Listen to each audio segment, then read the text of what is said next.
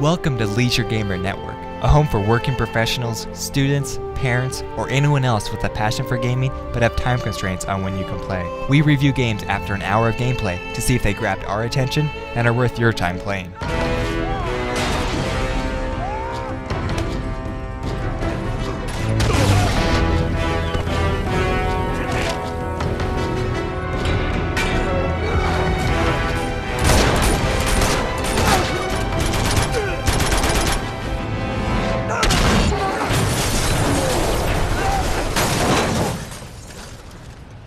As the title suggests, Uncharted Among Thieves presents a darker tone to the series.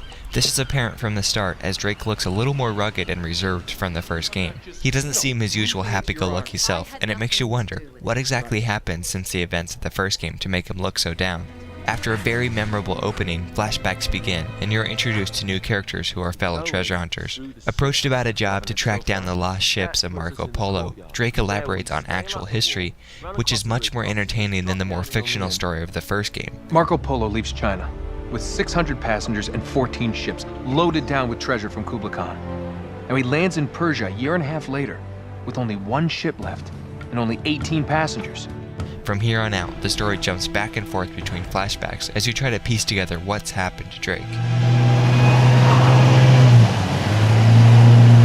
Most everything has been improved from the first game.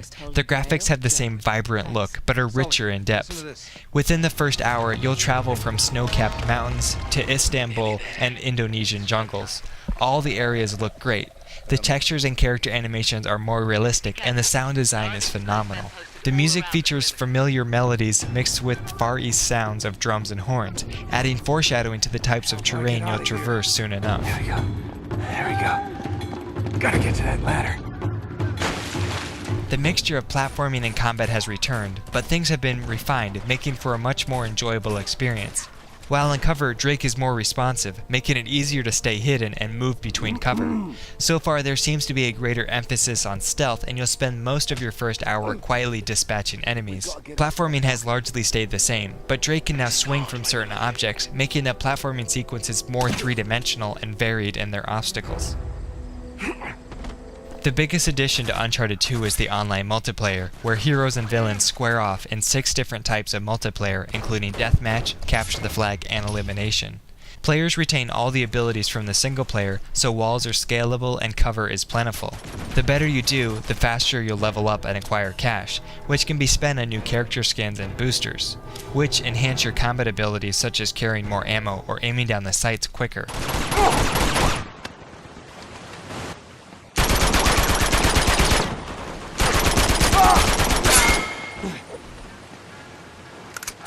This time around there are 5 difficulties, and once again, the toughest is locked out on the first playthrough.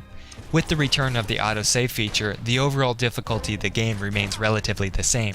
In fact, it might be slightly easier because Drake's controls during combat are more responsive. That was easy. If you really want to put your Uncharted skills to the test, you could try out the multiplayer, which will challenge your aiming, covering, and climbing abilities against other players. Even with the addition of multiplayer, the game retains the rating of standard for difficulty.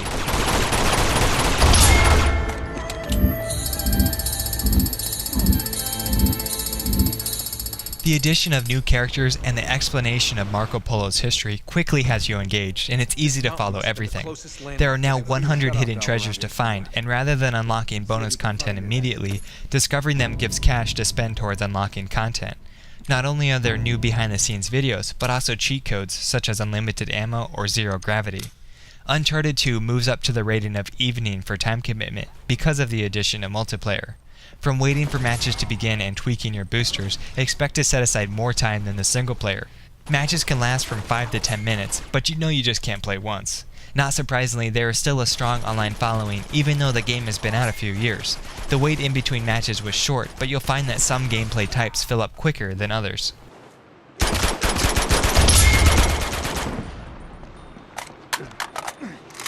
All right.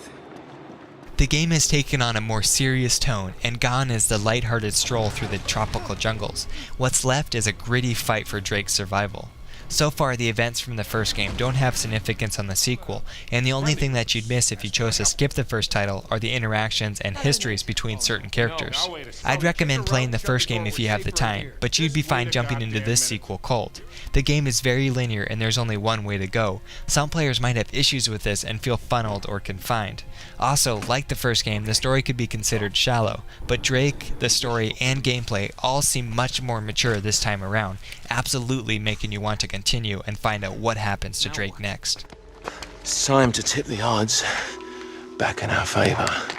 Oh, that's brilliant. Guns? What are you thinking? Relax, Gandhi. They're tranquilizer guns, totally non-lethal.